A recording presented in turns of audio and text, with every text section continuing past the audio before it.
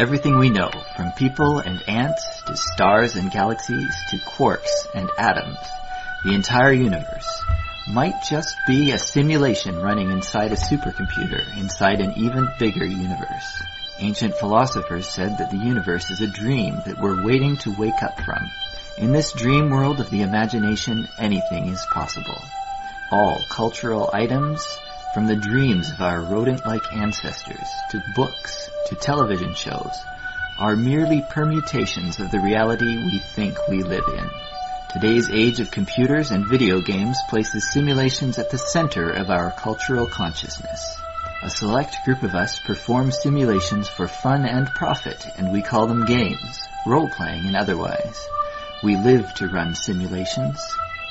Join us on the Simulationist Podcast as we explore our culture of simulations. Hello and welcome to the second installment of the Simulationist Podcast. We're recording on September the 18th, and you're probably listening to this sometime in the future. Maybe you might want to skip ahead a few episodes or whatnot, because we're going to be rusty. Although, if you are listening to this in the past, try and get a hold of us and let's see what we can do. That would be fun. And did I introduce myself? I'm Josh Trelevin. I'm Ryan Kirkby. And that's Ryan Kirkby to my left, and also my right if you go all the way around the table the other way. Non-linear thinking. All right. That's right. And there's a cat here too somewhere. So if you do happen to hear a meow, just think of it as part of the entertainment for the day. It's a guest speaker. Yes, that's right. Okay, so the way we're doing this right now is we've each come up with some topics that we wanted to have a discussion about, and hopefully this is interesting to you readers. We find them interesting, that's why we talk about it.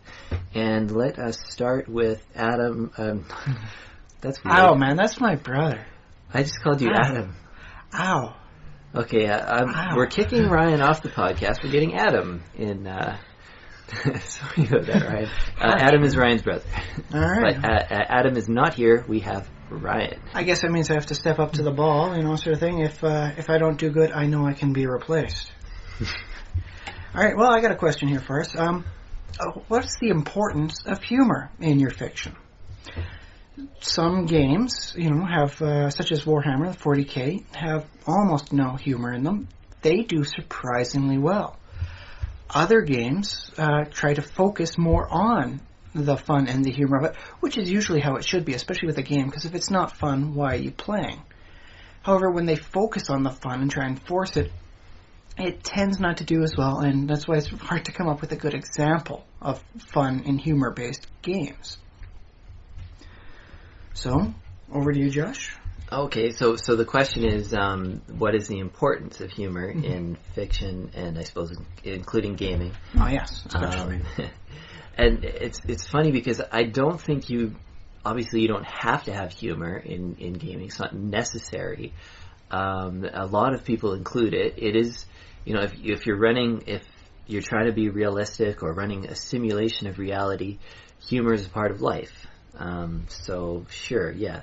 You have humor just fulfilling the role of making things realistic because, we laugh at people farting in real life. I mean, On the other hand, if you look at some of the more popular comedy movies on any given year, the circumstances are far beyond the ordinary, and you can't really call what's going on for the basic plot to be in any sense realistic. And that's part of why it's so funny. It's just so over the top. Okay, so you'd consider humor, in a lot of ways it is its own genre because comedy defines movies and television. Often, you ask what is it, it's a comedy. Which is a very, if you think that's a weird way to classify things, is whether or not it makes us laugh. See, I liked it more when it was just part of how you describe it. I remember just earlier this week watching with my wife a 1980 movie called The Private Eyes. Don't be surprised if you haven't heard about it. It's Don Knotts' movie from, 1980. it's best described as a comedy detective movie. Okay, comedy detective. Yes, and it worked very well with that. I mean, if it was just a comedy alone, you wouldn't have much of a plot. There is no comedy, plot when it's just comedy. Something has to happen. What was the reason for them going to the situation? Why are they getting into these scenarios? They're detectives trying to solve a murder. Well, okay, that's fair enough, but I wonder if, like, the impetus for the original writing of the script, like, when they sat down to write, did they just... I mean, I think they would say, okay, we're doing a comedy, we're trying to find a scenario that will be funny. Is that right? Well, it was written, I do believe, by the other star of the movie, which was Tim Conway, who himself is a noted comedian. So, yes, he was definitely aiming for a comedic end, but without a situation to draw you in, because you can effectively say the movie was the premise, what if Sherlock Holmes and Dr. Watson were bumbling idiots? And it worked fairly well. I enjoyed it. I laughed. My wife laughed at it almost as much as I did. Some of the stuff she didn't quite like. Throwing a pigeon accidentally through a window. Well, a live pigeon? It wasn't really a live pigeon, but it was supposed to be within the context of the scene. And was the window open or closed? It was completely closed. Okay. It shattered magnificently. And that's part of what made it so funny. You can tell that was not real glass. Glass does not shatter with something so meager as a person just tossing a pigeon. Okay. Was that intended comedy, though? Or Yes, it was completely intended comedy. The guy was supposed to be sending a message off to Scotland Yard and forgot that the door was closed, and it goes right through the glass plate window. Okay. So... But at its heart, would you define such a movie as a comedy or a detective movie? Well, I guess I didn't see it, so I can't say for sure. I'll have to lend it to you sometime. And there's always the question of mixing your definitions, and a thing not being, what do you call it? I want to say bipolar, but I mean binomial, We could say just heavily integrated between the genres. That it was as much a detective movie as it was a comedy. Because it's not as though you knew who the killer was until the very end. You could make a guess here or there, but there was no definitive answer until the final, moment came. I guess, I would ask, and this is one of the hallmarks of comedy, though, is that are the characters in their stupidity, is that believable? Actually, but I think their personalities and their comedy, their stupidity, was more believable than what you'd see in a lot of current movies. Okay. The one guy's idiocy was making inventions that have very little practical use and even less value as a whole, like a gun that went off on the hour every hour. It couldn't be fired until it was top of the hour. It was a nice running gag for a spontaneous gunshot. Yeah, that's good. It's not. It's well, and that's what I was saying about comedy being both realistic and not desirable necessarily for dramas, because you have in real life inopportune interruptions like a gunshot. Like a gunshot just out of nowhere, that wouldn't be funny, but the fact that it is that you're expecting it on the hour, I think that it's a very useful invention if you have to shoot somebody every 60 minutes. It's funny. I suppose you can contrast that sort of humor with the more subtle humor. Like right now I'm reading through the series The Wheel of Time. I know it's a little late to start on that series. It's been going since the early 90s, but everybody has to get started on this stuff eventually, right? Well, I haven't read it myself, so... I'll lend you the books. I'm deep into the third one right now. Yeah. But by and large, it's a very serious book. There's not a lot of comedy there. However, the writer does make sure to include, when one of the male protagonists is dealing with women, he always has a thought, I wish I was more like protagonist B. He's always smooth with the women. Meanwhile, when protagonist B is talking with women, he always goes, I wish I was more like protagonist A. He's always sure when he's talking to women. And so that's very much more of a subtle running gag, as opposed to the slapstick humor. Yeah, that's good. And yeah, books can obviously have more kind of like intellectual, like irony kind of deal, whereas in in visual medium like film and television, you can take advantage of that. You can have things like slapstick, and it's a pie to the face doesn't work as well when it's written. It just has to be seen to be funny. I think that's true. I guess we might have to test that, but I shall write a 2-paragraph monologue on a person receiving a pie to the face. I don't know how humorous it'll be compared to the start of a Three Stooges pie fight. Well, I think it could be pretty funny, especially if you can describe the fluids of the pie, like the jelly filling mixing with tears, and because obviously getting hit in the face with the pie, you might involuntarily cry a little bit. What's the loss of a pie? You should be crying. Pies are very good, and they take a decent amount of energy to make. The loss of a pie diminishes us all. Yeah, and if you could describe the pie like oozing through, like especially if the guy has a mustache, oozing through his mustache, that'd be good. I don't know, a lot of little details. So really then, for the purposes of gaming type interactions, it would have to rely more on the slapstick sort of humor, although the verbal portions of it do make it more acceptable for the more highbrow, subtle humors.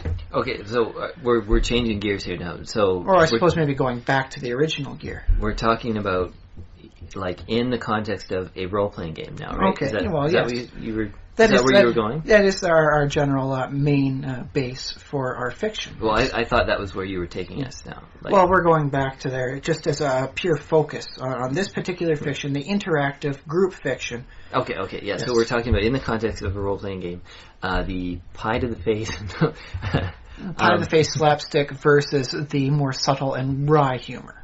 So, yeah, that's good. I mean, there's always tons of jokes around gaming tables, obviously. I know most of the stuff I can remember of the best sessions always happen to be the funniest parts. The medieval man trying to get a bouquet of flowers for a beloved lady, walking up to a gardener and saying, "Hey, you've got some crazy cool flowers there." Being so anachronistic, it was very humorous. Yeah. I mean, that's not in-universe humor. He technically said it. That's exactly how he came out and talked to the gardener. "Hey, you've got some crazy cool flowers." I guess I have this weird idea of, and I know this is totally like not how it works, but I have this idea of fiction and role-playing games, especially having like a platonic kind of, there's this other universe in which the story is actually happening, and whatever details are anachronistic or whatever are the imperfections that we get from that story filtering down into our universe through the storytelling. Or I suppose you could just say, like with WoW, they have a lot of inside jokes that wouldn't make sense to anybody who exists solely within the world of Warcraft.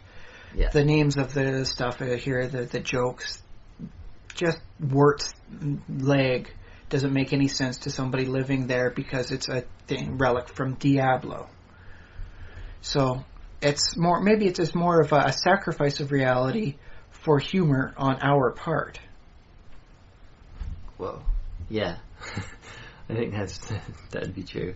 It's funny, like, when I picture the people inside the world of Warcraft, like, the characters and stuff, and what they find funny, it's basically they like fart jokes. I mean, they do tend to like that inordinately.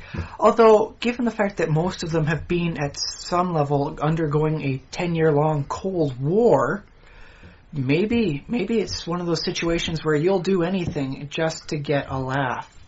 Yeah, maybe at one time they had greater humors. They had wonderful theatric plays. But no, these days, it's grim. Everyone's suffering war fatigue, and damn it, they will laugh at a fart joke. Because they need to laugh. I think that's true, and I suppose they take that from our historical examples of soldiers who like the kind of humor that military people enjoy. Not to say that that's different from what I enjoy. Everybody appreciates a well-timed flatulence gag. Exactly. And I am definitely not exempt from that. Oh no, if the timing's right, the timing's right. And if you don't laugh at that, maybe you just don't have a full soul. That's just what I'm going to put out there. Consider it. Don't laugh at every flatulence that happens, but by golly, if the timing is just impeccable, well, timing's everything in jokes, really, right? I suppose. I think timing is very important. Yes. Yeah. All right. So here's a subgroup then. Does the humor work better when contrasted by the other motions? Like, for instance, the Ravenloft campaign setting for the various editions of D&D has always been very much darker than the average. So humor in it isn't seen anywhere near as prevalently.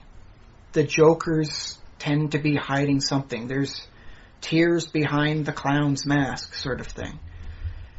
And yet, doesn't the humor make be more lighter when it's against such a background of despair? Yes. Well, maybe because you if you do like certain kinds of jokes, I guess, about the characters of Ravenloft, you can kind of deflate, and you never get that ominousness back. Strahd von Zarovich has never sat on a whoopee cushion. Exactly.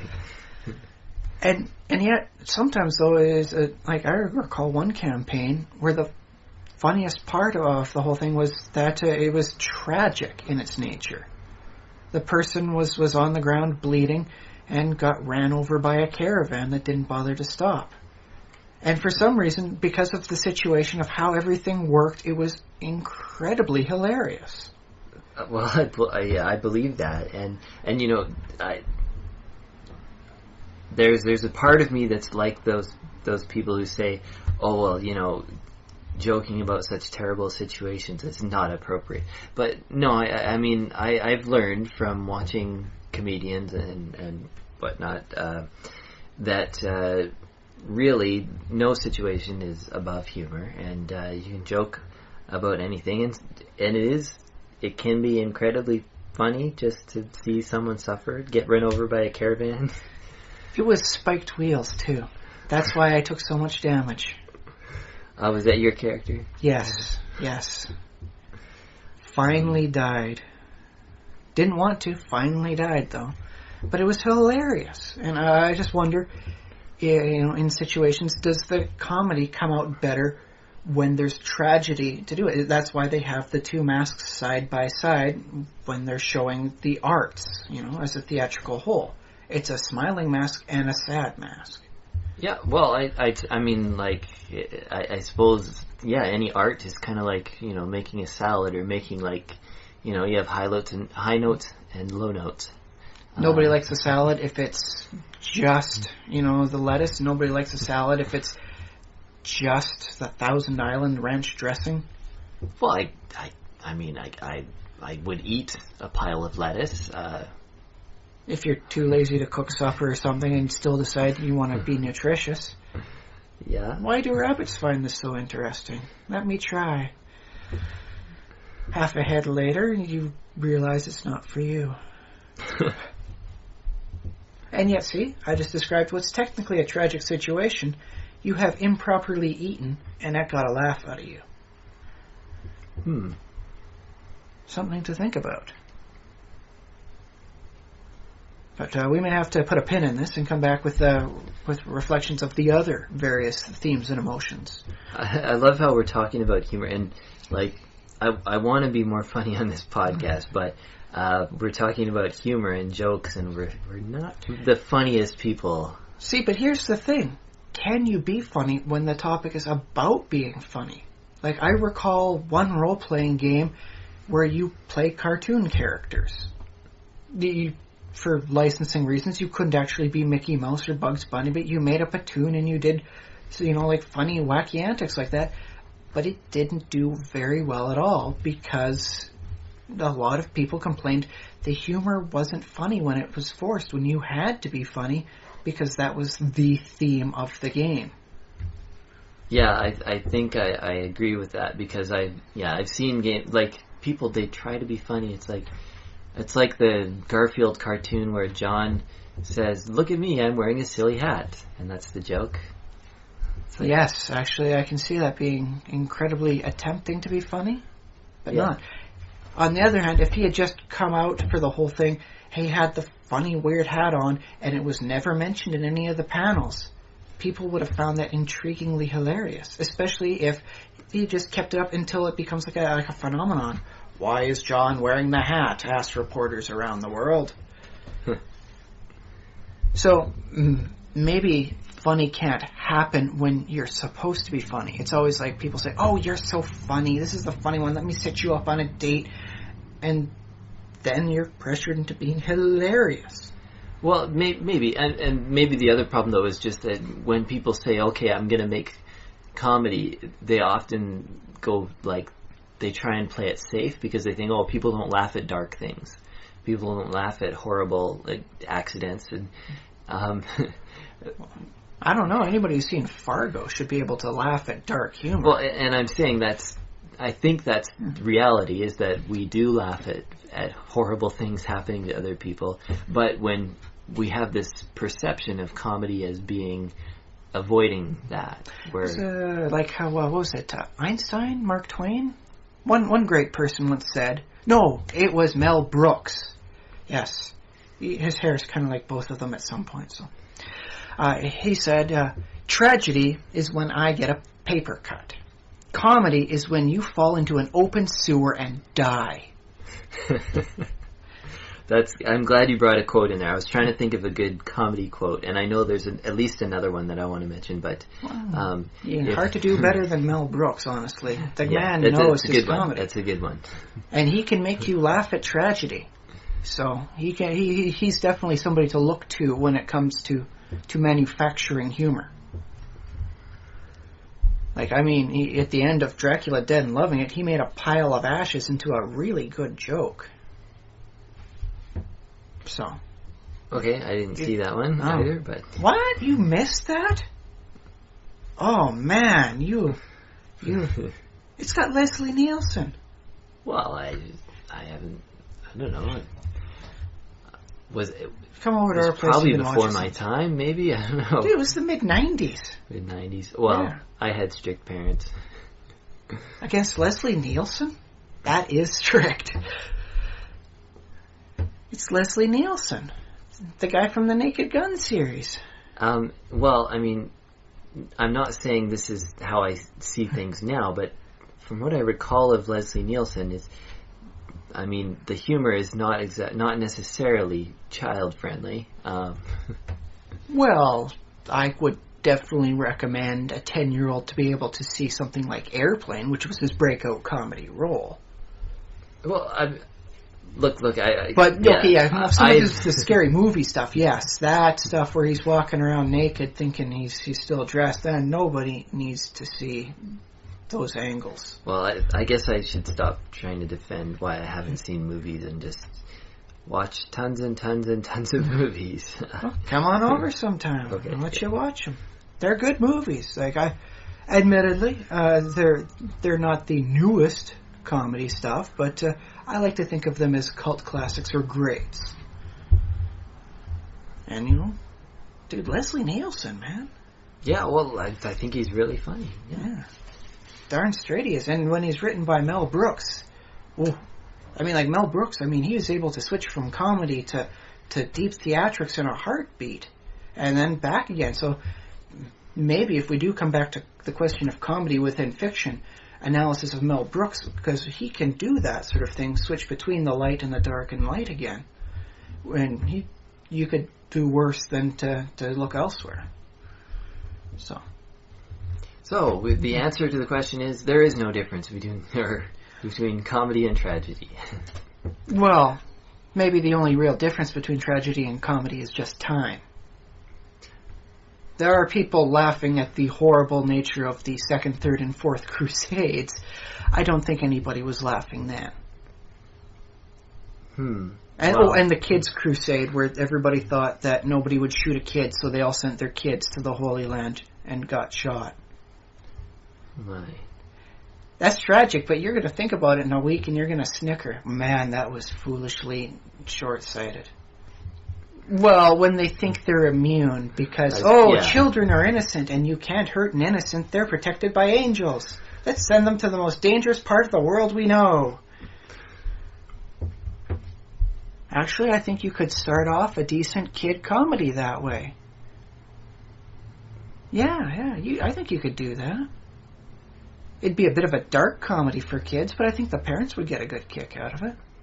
Okay, well, we'll add that to the list of things to do. If I ever get a movie company going. Yeah. Right.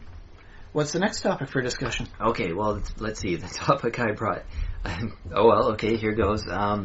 I hate farming, like literal farm. Like, I'm not talking about farming in game, like game farming for resources. Grinding. Grinding or whatever. I hate farming, like in real life. And I was thinking about this today because I was reading some course syllabuses.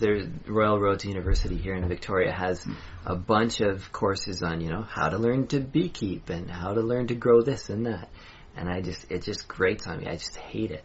And I feel a bit guilty for hating it. Because I don't think it's right to hate the basic reason why we're all still alive. Exactly. So my question is, am I bad for hating farming? Well, I guess it really depends on what level you hate farming. You could hate farming as a, just on a pure abstract basis. I don't like the concept of farming. Then you could argue that mankind was supposed to hunt and gather for his food, and we're only supposed to be sustenance people. Okay, well, I think my feeling on it is that I'm okay with other people farming. But I also, when I get into the simulationist mindset, I think, well, basically what's good for me ought to be good for everyone else. And I know that's not 100% true, but, if I hate it so much, I can't picture anyone wanting to be the guy who's the farmer and feed everybody else and do all that work. And, it's rough stuff. It's hard. And I don't want to do it. So why should I want, I do want other people to do it, but is that fair of me to ask?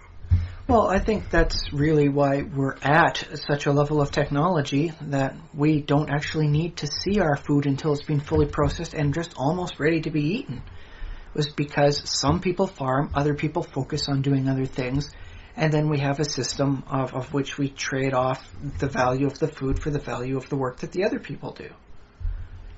I'm sure the farmers like to farm to at least a tolerable degree, otherwise they try and go get other jobs, which is actually a problem that you experience in some parts of the prairies. The kids don't want to farm. They don't want that to be their life.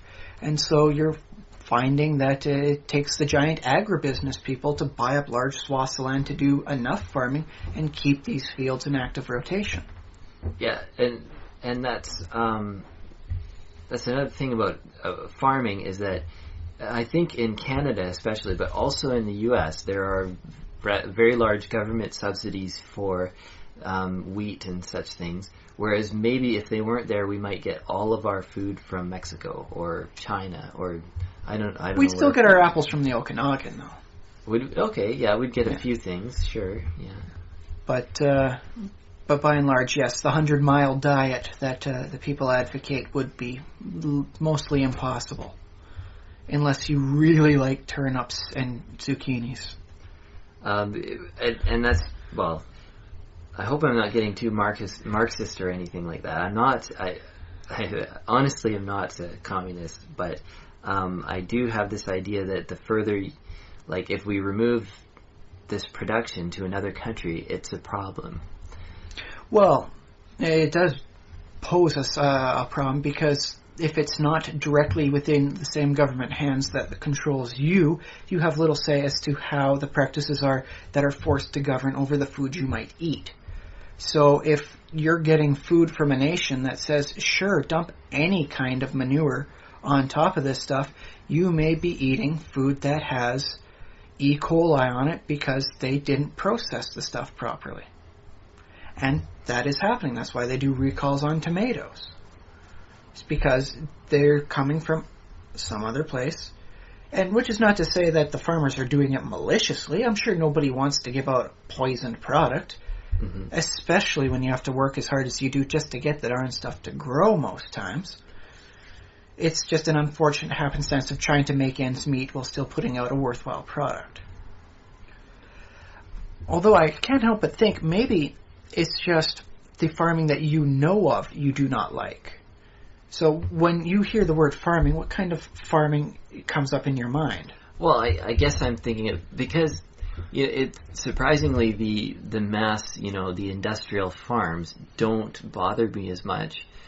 And I'm only I'm talking about a gut reaction, which I don't entirely understand on my part. But it's this, like, there are people in Victoria and around this area, and the whole Pacific Northwest has this kind of idea that you do your own gardening and you grow your own food, and to me that just seems repulsive. It just seems like, not that the food is bad, it's just that all of that work, like, why would you? It's so much more effort than is required when you could just buy it in the store and it's done. So I guess in that case it's a matter of philosophical differences. The people want to grow their own food because then they can say, I'm not wholly dependent for sustenance on outside sources. I can grow some of my own stuff.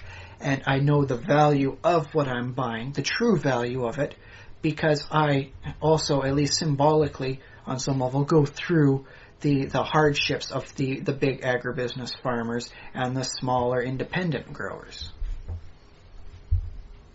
So you could think of it from that way. Yeah, I don't, but people do, people run marathon. Well, I might run a marathon one day. I'm still... I'll walk a marathon if they let me. I'll consider it. So I can't imagine doing something hard in order to get the reward of being able to... it's not really, if you run a marathon, really you haven't accomplished anything, really. But I guess you can say of yourself that I'm the kind of person who can run a marathon if I set my mind to it. All right, so here, let me see if we can maybe pinpoint this more on you. The concept of farming in games. The general grinding, the Farmville farming. Did any of that strike you as repulsive? Well, surprisingly, no. And I think the reason that comes to mind right away is that when you farm in game, you're you're pretty much guaranteed that something's going to grow. Like, you're going to get,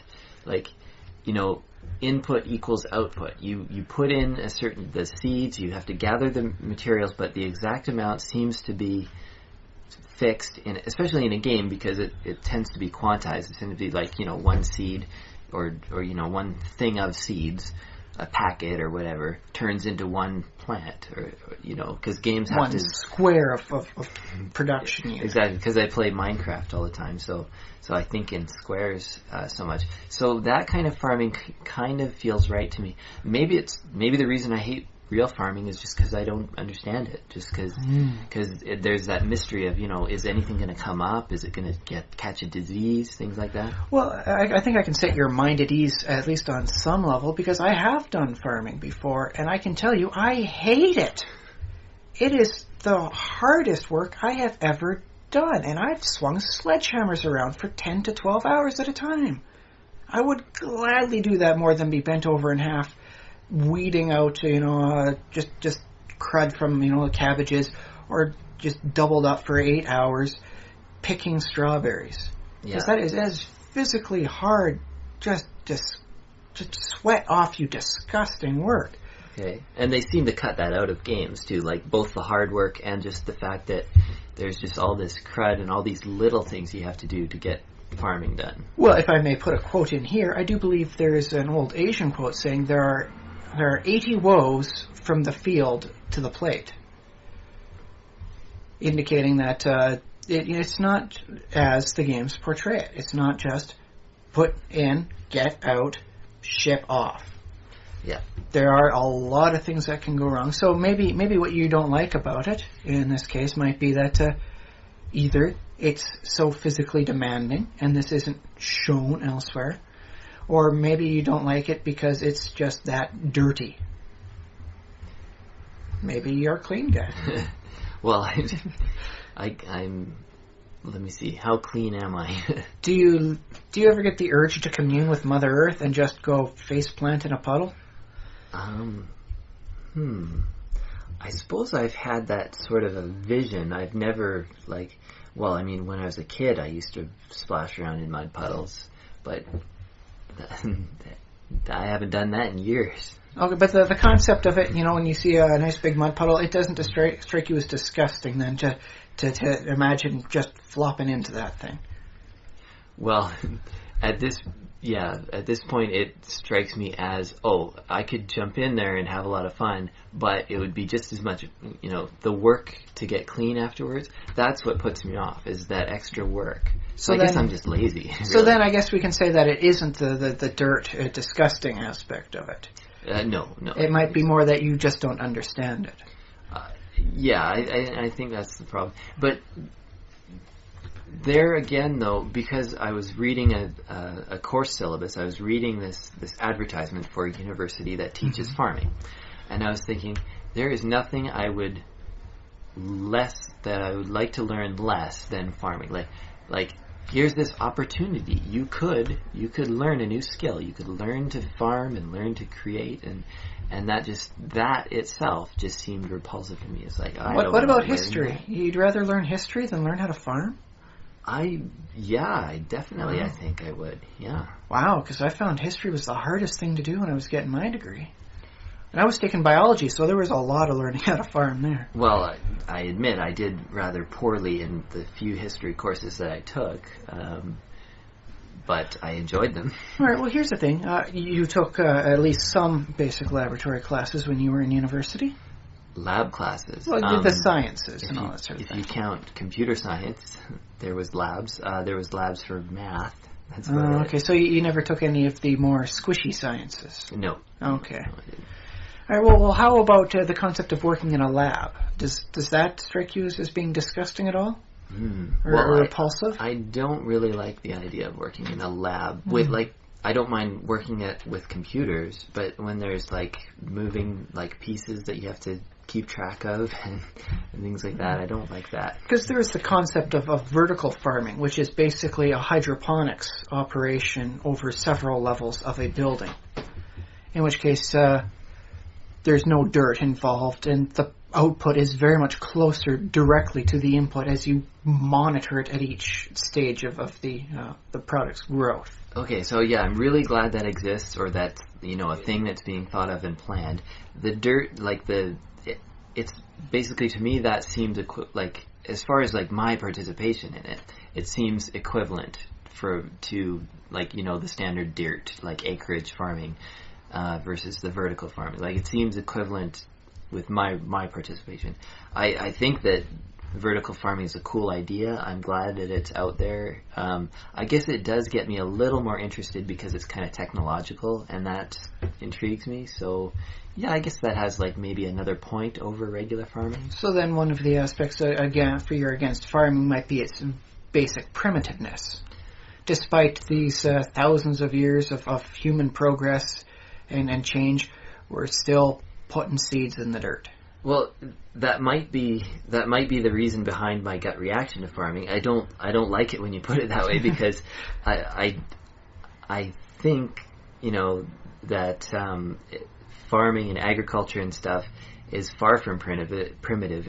It's always been kind of the leading edge of our culture, and maybe that's the problem, because after the Industrial Revolution, the leading edge became technology, became machines and such, whereas before that it had always been agriculture. So then maybe you just need to find out about more of the background stuff behind it, because it sounds like you don't know the full wonderful history of the agricultural revolution, when we first started selectively picking the next year's crops, and we had the exponential area production growth on something like corn. Okay. Where our yield product went up just amazingly. And that's why we're able to house 7 billion people and mostly feed them all. If you were to divide up the food a little bit more evenly, I think we could feed everybody. Okay, yeah. Just knock off that 4th cheeseburger to those people, in line at the fast food place. No one needs a 4th cheeseburger. You could make an argument for a 2nd cheeseburger if they've been working hard, but not the 4th. So the 3rd? Well, depending on how many calories it has, you could argue for that as well. But by and large, no, 4 cheeseburgers is a bit beyond anybody's daily limit. Well, okay, so maybe that's something I can learn about the. Oh, it sounds horrible. Well, see, that's the thing, though, is that I've done the farming. I don't physically like farming, but I can really get deep down into the theories behind the stuff. The field rotation practices to keep the food fresh, the soil nutrient replenish rates, okay. Putting beans in for your 2nd out of the 3rd crops to increase the nutrient load for this and that. That's true. That's one an in for me. Like, because I hate farming, but one in for me is when you get into things like world building, like for either a role playing game or a novel or whatever. You're writing a story. You have to have some agricultural details. The people of your kingdom have to somehow eat. So, although you could make a setting where nobody eats, and that would be an interesting hook in and of itself. I love the ideas you come up with, right? You just what about a world where nobody eats? I came up with a world once that had everybody coming back from the dead until it was old age that got them. That was an interesting idea. That was an interesting thought process. Well, I think they used it in a game eventually. They didn't consult me. They independently came up with the idea. But okay. But forget that. I've got stats for it in D&D, and they don't. To the best of my knowledge, they got some legal hassles to deal with, and all their notes are in some lawyer's closet. I've got the stats. Well, I look forward to the day when you and I can have legal battles with somebody over an idea we came up with. I don't know. I really don't like arguing ideas because a lot of the times it's easy enough to say, well, it came up independently. Oh, yeah. If you can prove it, though, oh boy, by all means, fight for it. I guess the side I would rather be on would be the side who's arguing that, oh yeah, we came up with it independently. I don't think I would necessarily go after, like, they have the patent trolls and whatever. I wouldn't go after somebody. Let's not start that discussion. I wouldn't go after somebody for having the same idea necessarily. Heck, if I would just take that as an opportunity to work variances on a theme. If there's one thing I've learned from reading superhero comics, is that you can have a bunch of characters with basically the same theme and have a lot of fun finding variances within them, finding their own proper niche. Oh, well, that sounds good. Yeah. Oh, yes, I quite like it. And thank you for all the people out there who have done all that work at making sure Robin and Batgirl and Batwoman aren't just clones of Batman, so to speak. Well, yeah, that's well done by them. It's those little things, and you have to be thankful for the little things. But I got to say, going back to farming, I think you really would have dug the previous place I had worked at, because we made trees. Well, yes, making trees. Instead of just planting the tree seeds in there, we were making genetically identical trees that you just put the plugs in, and then you'd come back like 9-10 years later, and they'd be wonderful height, and they'd all be the same shape. So maybe you just don't like the ununiform shape of the objects growing out that eventually get harvested. I guess so. I mean, that's, yeah, the same shape. I mean... Well, they're genetically identical, so yeah, of course, the branch grows out here at this point, grows out there, unless something snaps it off. They all grow identical. And after 10 years, there's only about 2 inches at most variance in their ultimate height. That's funny, because I would have thought that genetics would have less to do with it than just, I mean... Well, they're in the same environment because they're all next to each other. These trees are planted under ideal conditions. They are tree farms. Nobody's just putting them out in the wild and leaving them be. These are looked after. They are fenced out to make sure animals aren't doing weird things and scratching holes and making nests and other weird things in there. They are removed from the ecosystem. And they're a little trippy to see, honestly. And I'd like to see, I don't know if mathematicians have looked at trees in depth, but I hear this talk of fractals in nature and how trees are basically like fractals, and you know about that, right? Not as much as more of the smaller plants, at how their leaf pattern grows out. When you start looking at a full-grown tree, because of how it grows, the branches won't wind up having a Fibonacci sequence inherent in their design.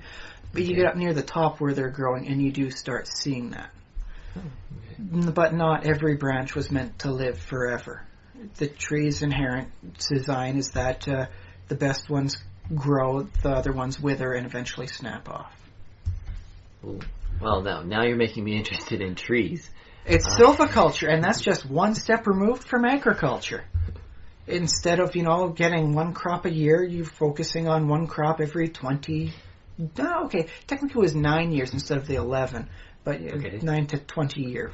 Well, I like that. I like the idea of silviculture because it's substantial. It's like you don't grow these little, tiny peas or beans or whatever. It's like this is a tree. Like you could build a house with this.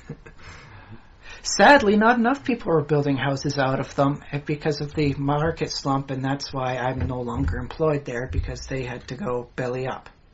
Oh, well, tragedy, comedy. Yeah, I'm still waiting to laugh on that one. I guess maybe it does take a little bit more time. That job was awesome. I loved it. Everything could have gone wrong, and you'd leave with a smile. Well, maybe the thing is, it wasn't terrible enough.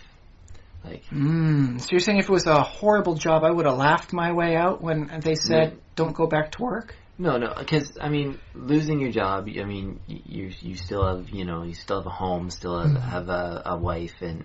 That's right, I got a wife out of that job, too. Forget just the tree. Okay, I do have some trees, but my main thing was I met a woman who became my wife. Yeah, yes, you met her there. Yes. So... It was a good job. So... Oh, well... So I got the best out of it. I can laugh. I just have to think more positively about it. No, I'm not going to tell you to think more positively about it. I can laugh at you. Oh. Well, so long as someone's laughing, I suppose that's good. Okay. Have we talked that topic to death yet about how I hate farming? Do I still hate farming? Yeah. It's not something I can change. And it's not a philosophical position I'm taking against farming. It's just something from my gut that I'm trying to understand. So, I don't know. Would you have realized that you disliked farming earlier on if they had included a better simulation of it in the games? Some sort of fatigue meter in there? Like eventually your little guy in Farmville just throws up his hands and goes, no more! I need a break. I might like that. It'd be funny, at least, for one, And admittedly, from the perspective of the Zynga Designs philosophy, it would have given you a reason to bug your friends. I need more energy. I need some water. Oh, yeah. Wait, they're actually doing that for the second one now. Water's their commodity you trade with your friends and bug them about. Oh, great. So, oh, dang. So I think we just proved that simulating something too well winds up being annoying. Thank you, Farmville. Harsh.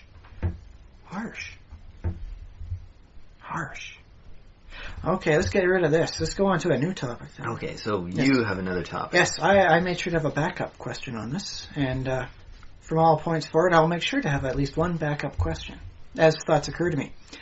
This week, in the various discussions on the Wizards website, they decided that for D&D Next, they will have multi-classing. Oh, yeah. They are still several iterations away from actually giving any of the information out to the playtest public, but they've gone over different styles in different editions. For those not fully aware, back in the second edition, first edition too, I believe. No, actually maybe not in first edition. I know at least for second edition, they had it so that you could multi-class if you're not a human. Humans could dual class, which was something else, but that's a topic for another day.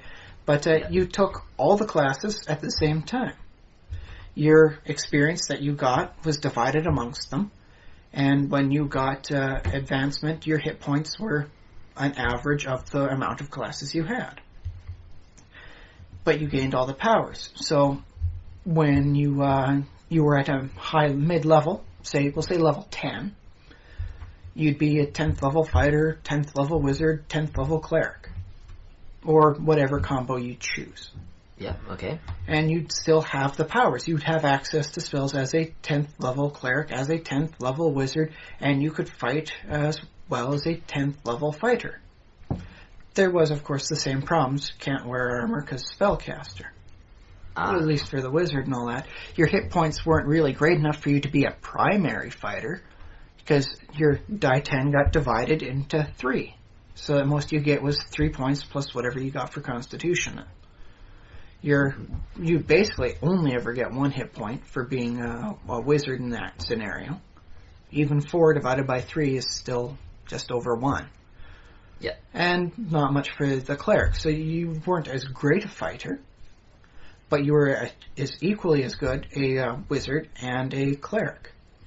Alright, yeah. And then they took things over to 3rd edition, where they said, you know what, whenever you level up, just take 1 level from whatever class you qualify for, and the DM allows you for. But then you ran into a situation where the 10th level fighter could pick up 1 level wizard. They wouldn't be anywhere near as good a wizard. They wouldn't be as good a fighter as an 11th level fighter. And you wound up with this situation where, why would you multi-class except to min-max? Well, I don't know. I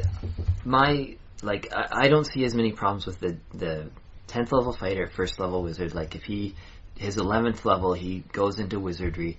Like, I don't see that, like, why would you even do that to min-max? Because everything's useless. But there are other classes that you might take just to min-max. Like, you might take rogue for the sneak attack or something. Okay, well, we can say then, in that case, 10th level wizard taking 1 level in ranger, so that he gets the double weapon wielding, so wands or something? I don't know. Wait, a 10th level fighter? We'll say 10th level wizard. Okay, to get 10th level wizard, and a 1st level, heck, we'll go barbarian. We'll have fun with this. So that when his spells run out, he can just flip out and start smacking everybody. Okay, that basically sounds useless. Which it kind of is. Except for min-maxing purposes, multi-classing in 3rd edition didn't really accomplish much once you got past a few levels. If you made sure to keep the levels in check, by the time somebody's a 20th level wizard, you would be, we'll say in this case, a 10th level cleric, 10th level psionicist. So you really don't have access to the spells. You really don't fight as well as the 20th level characters, who were single class. Okay, yeah. So, and I was thinking, when I heard them saying, oh yes, we will have some form of multi-classing, we're working on making it so that you actually gain access to powers that are somewhat relevant to the fights you will be encountering. I like that, but it occurred to me, there is nothing I would want to do in all of designing a game, like D&D Next, than the horrors of having to figure out multi-classing. Okay, well, I mean, I still don't see what's wrong with just the 1 level at a time. Because, let me see. Well, the way I think we can put this here is that, WoW, for instance, you can't multi-class in that. Yeah. No, you took a level in warrior. You're gonna be a warrior till the day you delete. Because let's face it, you never die. It's never your time. You always come back. I can't say till the day you die. It's till the day you delete. But they do have the trade-off that you can fairly easily switch over into another character and then just, all of a sudden, hey, you're a mage. Woo! Yeah, I guess, well, if we're talking about, like, WoW, like, 85, is it 90 levels within here? It will be on the 25th. Okay. 90 levels of advancement, and if you were allowed to pick and choose and mix and match, you could end up just with a soup of, like, an undefined, like, character with no relevant high-end talents. Well, yeah, no. Well, you might have a talent. of some kind. Well, the talents, I think, both start at something like 15 as it currently stands now. Under their new revised system, is you don't get any talents to select your skills till 15. But you don't gain access to all of your wonderful abilities either. Until, I think some of them are 40 and higher now. Okay, yeah. So, then would having the basic abilities at the lower levels promote min-maxing, although it would be okay to switch back and forth and gain benefits so that they're useful to you? Or would they be better off served having, in this case for a class-based system, having them more graduate until the mid-level, thus rewarding the people who actually put the time into those levels? Well, I don't know. Because this is a really difficult problem that has never been satisfactorily resolved by everybody. There were people complaining about how things worked in 3rd edition. There were people complaining about how things worked in 2nd edition. And even in 3rd edition, there was some quirks in the rules for lots of advancement. Like if you wanted to go epic, a person who takes 20 levels in fighter and then 20 levels in wizard should be the same as a person who takes 20 levels in wizard and then 20 levels in fighter, right? Yeah. Except that the person who took the first 20 levels in wizard doesn't get the same base attack bonus as the guy who took the first 20 levels in fighter. Yeah. Well, I mean, that's a simple house rule to say base attack bonus keeps going up until you hit 20, the end. Well, hang on. Okay, so sorry to go back. Okay. Are you talking about D&D? 20 levels of one and 20 levels of another? Well, yes, for D&D. In this case, it's just one of the quirks in the systems. So we're talking about an epic level character, and like in kind of D&D terms, is like after your normal campaign is over, then you start on another. Yes, yeah, on like the trip to Godhood, or maybe it's just a really Monty Hall campaign, and you get loot. You get the fat loot here and there. So your grand total 40 levels. Now, if you start off doing the 20 levels in Wizard, your base attack bonus stops, because after level 20, you don't actually gain any bonuses to your base attack bonus. Well, I think that's true, although, like, it's those kind of, that rules, that area is very nebulous, very, there might be room to make new house rules about that, because, But should there have needed to be a house rule about that? Or should they have been able to work out that a 40-level character with 20 of this, 20 of this, doesn't matter how they got there? Well, I don't think you can expect realistically they did try to do an epic level handbook, so I guess you can blame them there. But as far as the core rules are concerned, I think it kind of like, they kind of end at 20. Like, it's kind of like you don't... Like how the original D&D almost technically ended at 10, and that's why things got weird after 10th level, how you only gained 2 hit points there. And so. I wish it could be different. Like, I wish that the rules could just carry on and be very well-defined and good after 20th level, but the fact is, the designers basically they put the most work into those low levels. Because that's where most people are going to be spending their time. Yeah, and also simulating somebody who's reached the absolute pinnacle of fighterdom, like 20th level fighter, and now he's going to go and pursue the arcane arts. Like it seems like that's just so far beyond the realm of trying to be realistic anymore. It's just, well, might as well just he gains spells but not hit points, or hit points but not spells, or whatever it is. Base attack bonus in this progression. Okay, base attack bonus they gain. But the other thing, like I want to say too, is it in real life, people often, I guess, people can learn things when they're old, but they're often defined by what they did as a youth. Like even back to your teenage years, and then you have what you did in college, and that sort of sets you up. And from there, people don't necessarily change a lot, and that's kind of becomes solidified as part of who you are. So I find it hard to imagine a 20th level fighter being able to pick up wizardry with the same sort of the same speed and the same adeptness as he picked up fighting when he was young. Obviously, there is an element of when you get older, there's a different way of learning, because in some ways you learn better. And you have a more logical mind, so you can sit down and say, this is how I'm going to learn it, and chart a course. Yeah, I guess you can be more disciplined when you're older. You can be more like, you know what you want to get out of being a wizard. Like, this fighter knows what he wants to get out of it. But on the other hand, you're also set in your ways. And well, see, that's the interesting thing, though. Maybe this is all just examining a system under stress. Because, yeah, you can be a 20th level fighter, but depending on the campaign, you could still be 17 years old. If you start at 16 and you go through, it's 11 fights to gain a level. So that's 11 times 20. Yeah, you can technically get that done in one horribly active campaign year. Well, and again, the intervention of the DM kind of has to come into that. 17-year-old god of war. Yeah, and like, I don't... That's the thing where...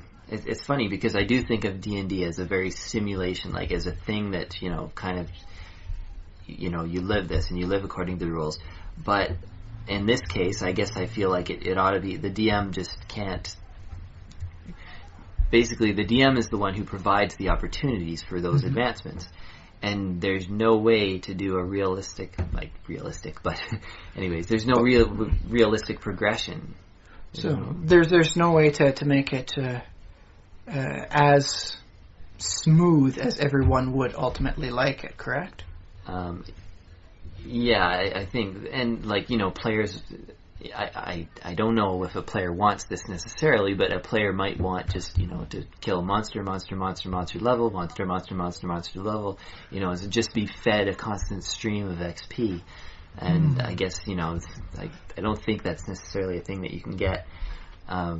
That is something I would like to see avoided in the higher level areas of games, where instead of fighting these guys at your level, you're fighting maybe one at your level, whereas there's other challenges. Okay, but you still occasionally fight a horde of orcs. You don't get real experience for it, but it's because you're so much further removed. You're so great, you have a hard time finding the skill, and so you get a slower level progression that way. Well, I think that works, and I think that's a way to kind of stretch out the enjoyment of the game and enjoy being that character and enjoy actually telling the stories of the character rather than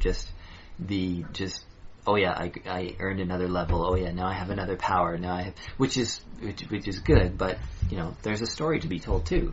So would you think maybe that the differences in how the multi-classing has happened in between second and third might be because of how you go about leveling up? Because remember, as it has been stated for 3rd edition, to gain another level, you will fight about 11 to 12 fights at approximately your challenge rating, and then you gain your level. But back in 2nd edition, you had to pretty much commit genocide just to hit 2nd level. It was if I can recall off the top of my head, 2,200 experience points for a wizard versus 1,850 for a thief, just for them to go to 2nd level. There were some odd variances in how things go, but okay. Well, I'm afraid my game experience doesn't go back that far. I'm a little disturbed that I can remember the experience points for that. But it was a large amount, given the fact that you're not getting 100 experience points per fight. A kobold gives you 7 experience. So do rats, by the way. And whereas a goblin gives you 15. So, if you work 2,200, divide that by 15, yeah, that's genocide. That's a lot of dead greenskins. And I think that's just a case of them getting the math wrong, because I think they were working with the assumption, which I'm trying to rail against, in that, it's just this constant stream of XP coming at you, which in some ways that's how the game is set up. The game is designed because it is about fighting. It's about encounter after encounter. And if you play the game as laid out in the book, it's like, okay, what do we do next? Another fight. What do we do next after that? Another fight. Although I did note they did have extra stuff based on your particular class there. Fighters gain more experience for every hit die worth of creature they killed, whereas someone like a thief would gain experience based on successful locks picked. Okay, yeah. So that was nice, but that's not actually present in 3rd edition. It is suggested in the back as like a DM's option for fitting the role, which is, I think, maybe what this boils back down to is multi-classing as being just the way of simulating multiple roles within at least a group. So the one person needs to cover multiple roles. Or at least they're trying to cover multiple roles. Yeah.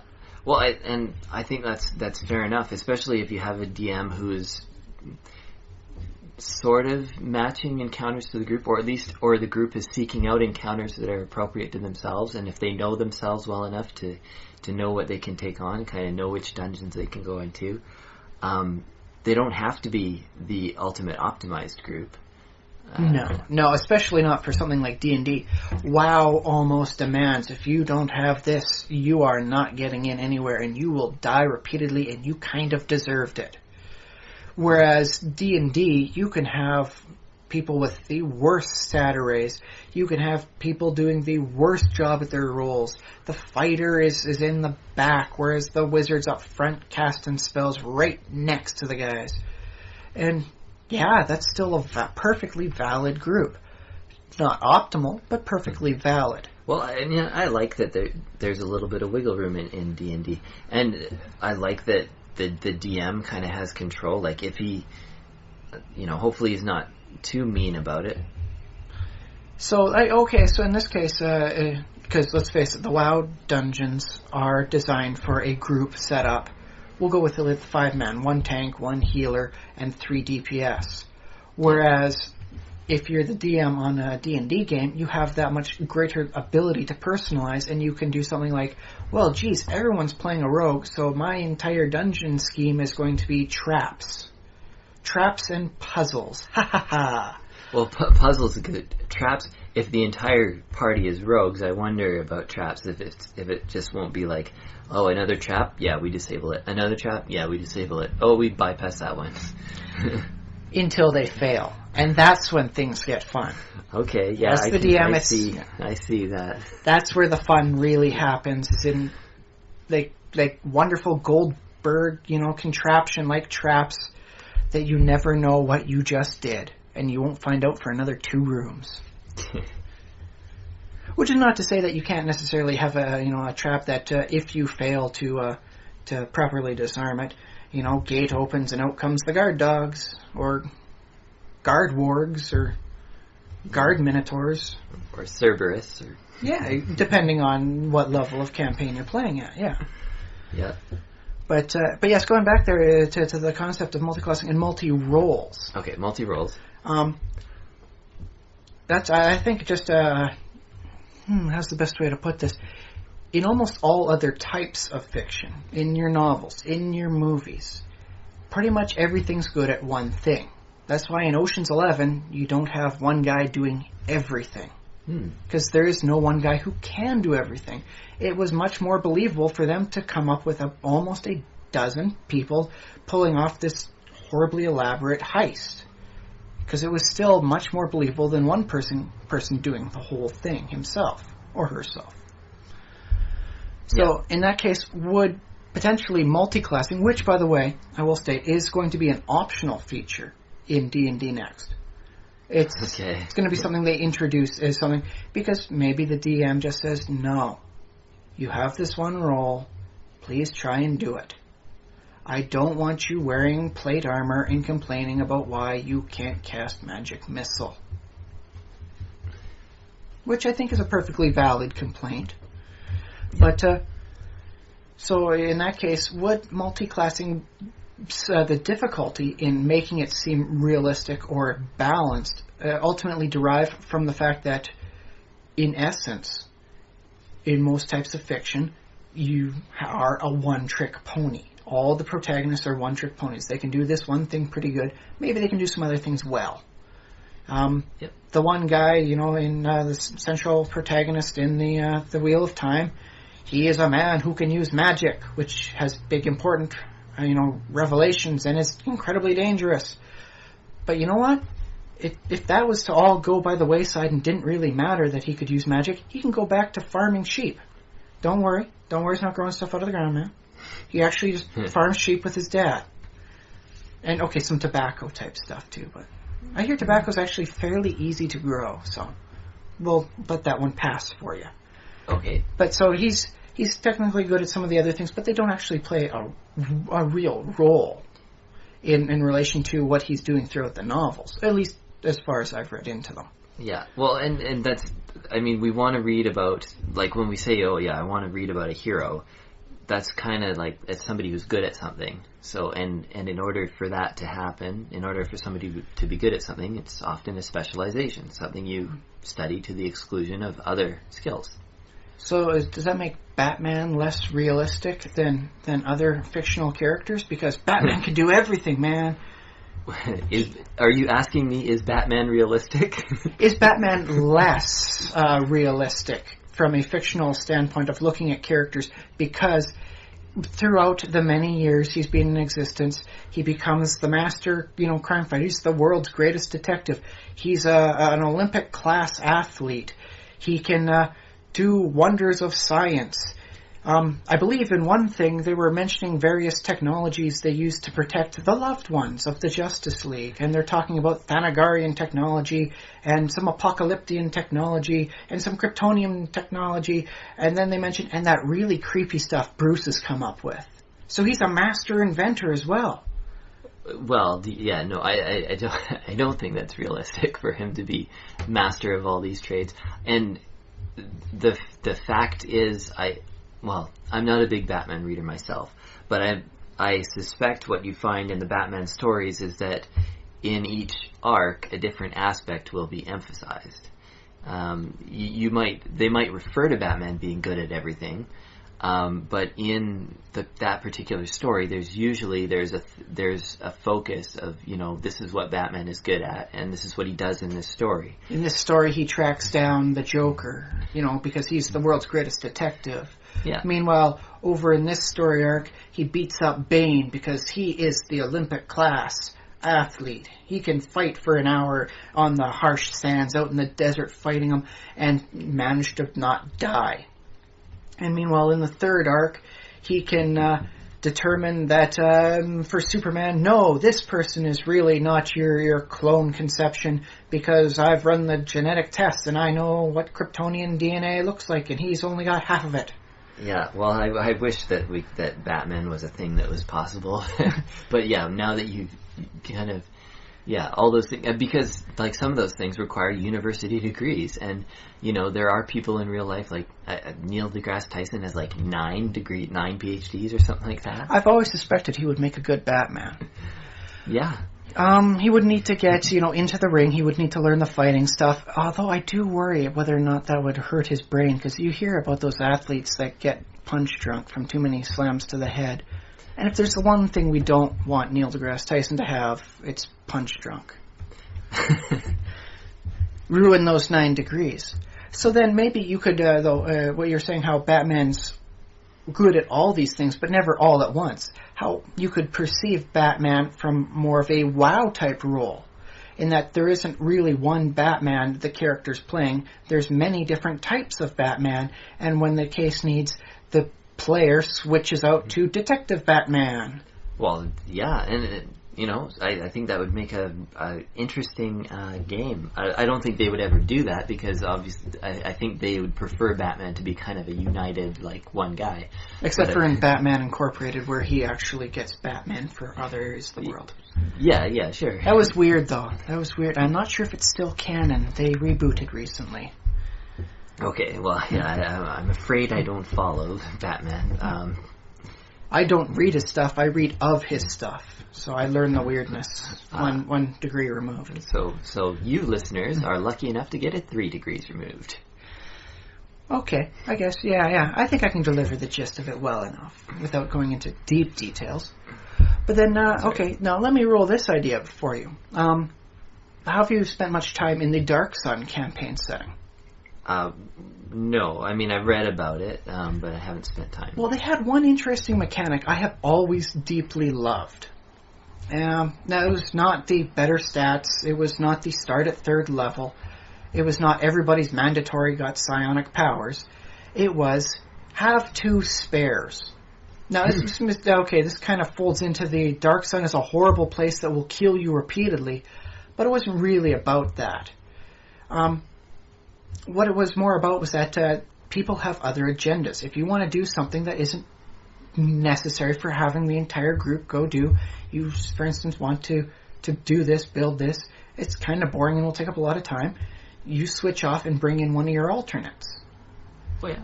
And what they'd have there is that just an arbitrary rule that they're doing their own thing, and so that whenever your main levels, one of your two alternates also level.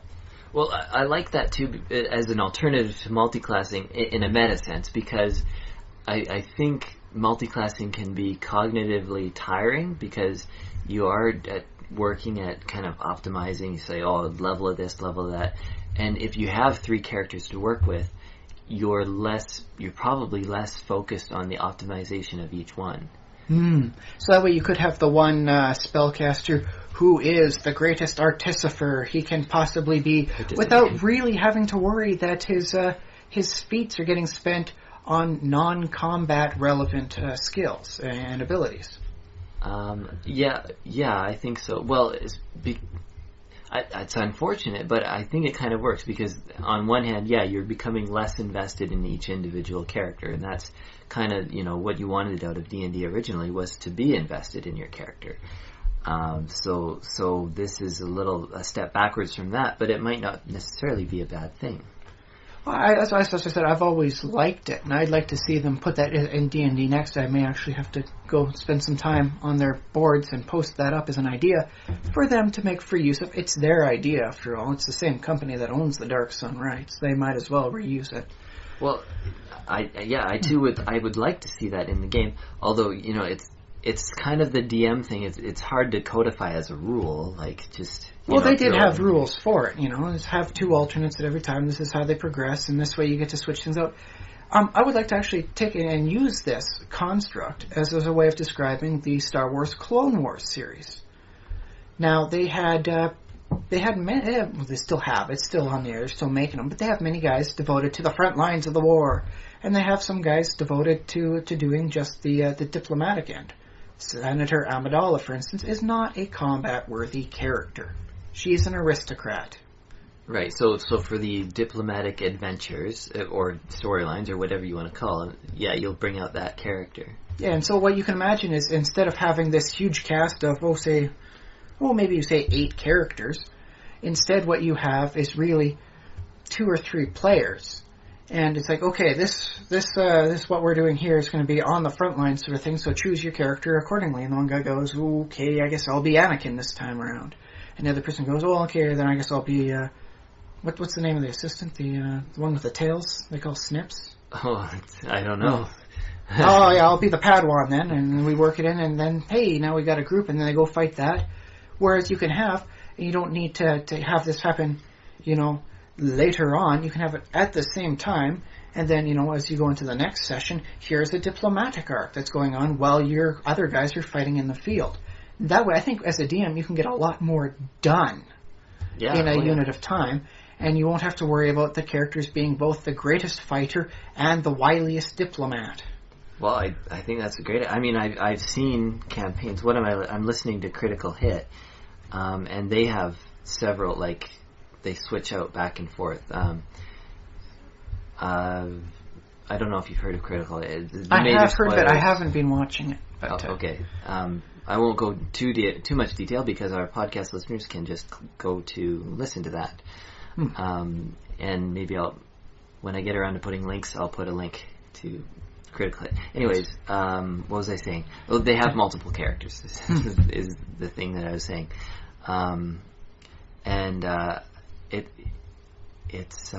It's always fun to meet a new character. I think it's like.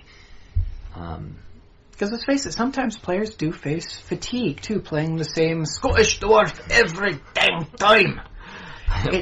Especially if they're using an accent like that, they will get fatigued. No, I just don't want to play this guy for a little bit. Yeah. Let it cool down, man. Put it on the back burner. Bring in your Irish elf. Elves are Welsh, aren't they? Well, I guess it depends on how wonderful and fantabulous you want them to be. Sometimes I guess they can be British if you want them to be all classy and aristocratic. But there has to be the right kind of British. There's about 17,000 different kinds of British accents. So. Yeah, and I can't keep them straight. Well, maybe they could be Canadian. Oh, yeah, I'm an elf, eh? Now, I don't know. I have a hard time seeing elves in stereotypical igloos playing hockey. You know who I do see playing hockey, though? Bugbears. Bugbears. That'd be a good Canadian. Yeah. Okay, we'll have to put a pin in that one for another time, too. That one, too. Bugbears, Canadians? Question mark? I think we can work with that. But yes, okay, so I guess then the final verdict. Multiclassing, contentious, and sometimes best if just avoided by multi-charactering. Well, I like the idea. Yeah, I'm not, I still think it's something to keep as an option. I would love to always have the option available, but alternate characters sounds like a better... Which I guess does make sense, though, because in WoW, I don't know of one person that has 8 different characters on a server and they're all blacksmiths. They divide up their skills and their talents around so that they've managed to be able to eventually create anything, but no one guy is trying to switch off, do this, switch off, do that. Yeah, that's true. Yeah, that's how I play WoW. So interesting, then. We'll have to notify the people over at Wizards of the Coast. We'll have to Maybe they've already come up with a wonderful answer that they can just put as a chapter in whatever little extra splat book they make for multi-classing. Yeah, oh yeah, that'd be good. Okay. All right. So we're done. Well, let me see. We have... How much time we got? We have been at this for an hour and 20 minutes. Oh. So you got a quick topic then we can maybe just weigh in on? Well, let's go ahead with it. Why not? Okay, how to imbue a setting with ancientness. Follow up, how far back should your history go? 100 years can be a long time.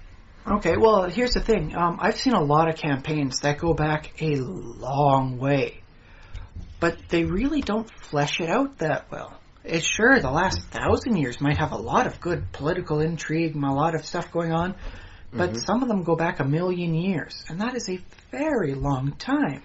And so you've got 1,000,000 years ago this happened, and that lasted until 100,000 years ago. This entire time, nothing changed. Don't ask any questions. Yeah, it's hard to believe, especially if there are things like human civilizations around. It's hard to believe that one civilization just stuck around kind of stagnant, kind of not doing anything for 1,000,000 years. Although you couldn't say it was a non-human one. They do state in a lot of splat books that the reason humans are so wonderful and unique is because we change so rapidly, especially for a species that doesn't actually die off every 30 years. So you could say that maybe because elves live 7 times longer, they societally progress 7 times slower, which does get into some odd peculiarities, because that means the elven version of the 70s lasted 70 years. That's 70 years of bell-bottoms and afros, which is a little painful. 70 years of elven disco. Well, yeah, that is strange. I mean, imagine a world though where one culture is still the same way it was 100 years ago, while the humans are like, yeah, we used to do that 100 years ago. Well, it does bring in the interesting thing because, in a lot of campaigns, it is generally assumed things have been kind of at this sort of technological level, except for brief spikes, in which case we had wonderful abilities and powers and technologies, and then we lost it all. Oops. Our bad. We'll get them back. Yeah, I mean, I guess it's just hard to make it's hard to imagine anything other than what we already know as history, because we only have the example of the Earth, and we only know that humans have somehow managed to... It's taken us, 10,000 years since the advent of agriculture, but basically agriculture again. Ooh, farming. Damn them and their ability to make us progress as just a worldwide society. You can go with domestication of farm animals. Does milking a cow seem repulsive to you? One time, no. Maybe a little icky? I wouldn't want to do it Sometimes every morning. Oh, okay. Because you have to get up at 5. Yes you do, and that is... I don't care who you are, that's just... I do not envy you for that. although I guess that's a case because I think there are people who enjoy getting up that early. So I guess that's making a case for there are people who are willing to do such jobs. Well, my dad does because he was a farmer when he was young. Now he can't sleep past 5. It's just how he is. Yeah. But, okay, now here's the thing, though. I think the Star Wars universe has done the best job of keeping things stagnant while still having a long history. Like, it's not actually mentioned, but their technology isn't going forward at all. They don't care that when you have a holographic recording or you're doing your, three-dimensional Tridio or whatever with somebody, when you're talking with them, that they've got that static line that always shimmies up through them. Nobody cares about that. Nobody cares about that bad static recording. Nobody's working on high-fidelity MP3 recordings there. And it's just never brought up. It's just something that's put in the background and never assumed to be worthwhile noting that they're technologically stagnant. So, well, I mean, is that, are you saying that's well done of them, or just that I think it's very well, because, when was the last time you looked at them saying, why didn't somebody fix this? Why doesn't somebody come up with a better version? Why do these people, when I'm looking at them and I'm talking to them, why do they have to be green? Can't we work in 2, 3 colors? Well, no, when I watch Star Wars and when I see the old technology, I think, oh, that's so cool, that's so retro. I don't know. So then maybe they're just in a retro phase of their galactic culture, and there's just maybe so much inertia devoted to such a culture they can't switch out of the retro. Well, maybe that's true. And I play Minecraft. That's the game that I like to play, and it's all just blocky and pixelated. It's not. I wouldn't call it a retro game. I hate to one-up nerd you on this, but have you tried Dwarf Fortress? I've not played it, but I've seen it. It's all ASCII, and it's magnificent. Once you get past the learning cliff. Okay. There's no curve, it's a cliff. Alright. But, okay, so then I guess you can make arguments saying that after you reach a certain point, you don't need to make it visually more distinctive. It just needs to become properly entertaining for you in that case.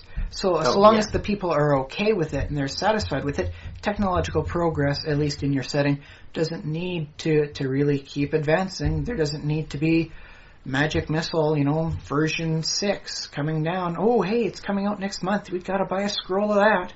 Oh, well, just because that just feels so much like real life. And as much as I hate to say that play the escapist card, I feel that that's too real for me when you start saying, because in real life, new technology does scare me. Keeping up with all, the fact that people will buy some of the new technology so readily without looking at how much it actually changes. Oh, or maybe that's an interesting one. Because there's a lot of people saying, the next iPhone coming out isn't going to be that much technically better. It's not as revolutionary as the previous version changes were. So maybe you could have an interesting setting that's not doing any better by constantly doing the illusion of misdirection. It's like, hey, look over here. Look at the fancy thing I've got. Now look over in this hand. Look how fancy it is. And then they just keep on going back with just slightly different things back and forth, keeping the masses occupied. I guess that's horrible. I don't know if I would. That would be a different kind of setting, for sure. I think it could work for maybe one of the more high-tech ones if you're going for maybe a bitter satire of what reality is like. So let me see. The question I was trying to get at was, can you imbue a setting with feeling ancient? And let me see.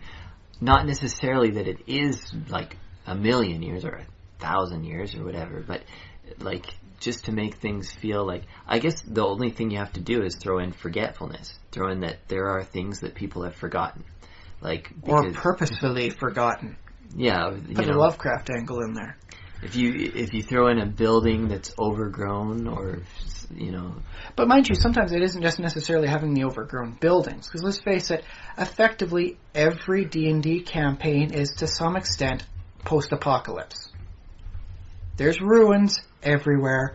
There's secrets of the ancients lost somewhere. We're just starting to regain them if we're lucky. And there's horrible, nasty problems out everywhere. You step outside of town and there is horrible things waiting to do horrible, horrible things to you.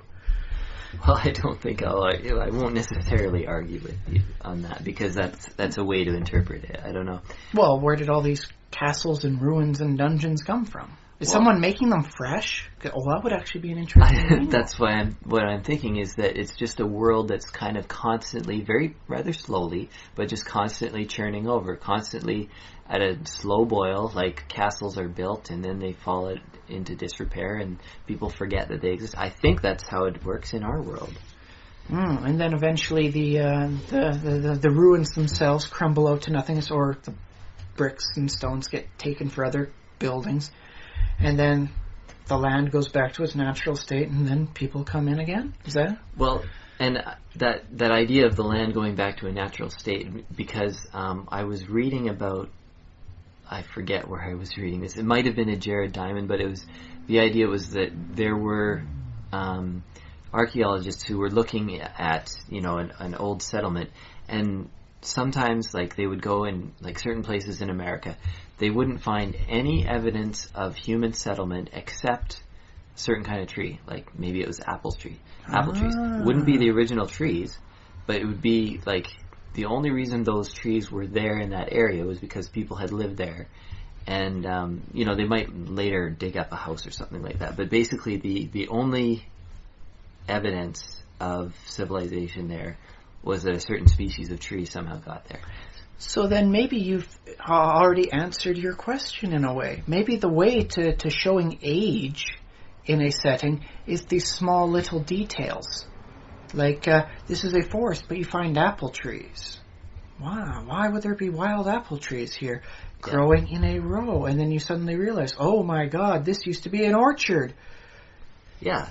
So this little thing, I suppose in that case, then it's just expanding on the small things, like small customs, adding in holidays, completely abstract holidays that people really personally cannot say how they started. They've always just been celebrating this on this part of the year. Well, I like that too, because often the temptation is to go further back and say, like a god was born on this day and that's why it's important. But it would add another texture to if you have time to prepare, to say, some people think it originated from this, some people think it's this, some people it's just always been that way, and it's better not to explain it. Of course, mind you, in a D&D campaign, and it does become a little bit more challenging to say that when at a certain power level, a priest can basically just ring up a servant of the gods and go, hey, yeah, just checking. We celebrate this annually, and that was an anniversary of the god's birth. Okay, good. I'll tell the rest of the congregation. All right, thank you. Yes, praise. Bye.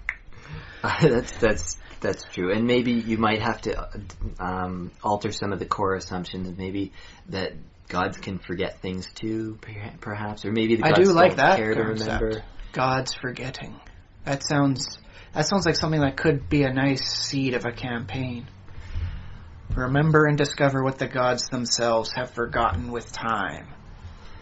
Or so maybe then, how about adding events that seem almost meaningless? Like, trees, like the line of apple trees. What are they doing here? It seems meaningless until you suddenly uncover the bigger picture. So you'd have like a holiday that seems oddly meaningless. Why does everybody burn a giant effigy in town square on, we'll say, the high summer days? No one knows, but they've always done it, and they don't want to stop doing it because who knows what happens if they don't. Would that give you a sense of age about that? A sense of custom? I like that idea because it feels very like Transylvania, like, the peasants and superstition and things like that. But it could be real. Yeah. Ah, okay. So then, yes, it is the small little details that have the very little objective value to them that helps it. Now, how about, for having a setting seem old, or having age to it, having it seem to be in decline.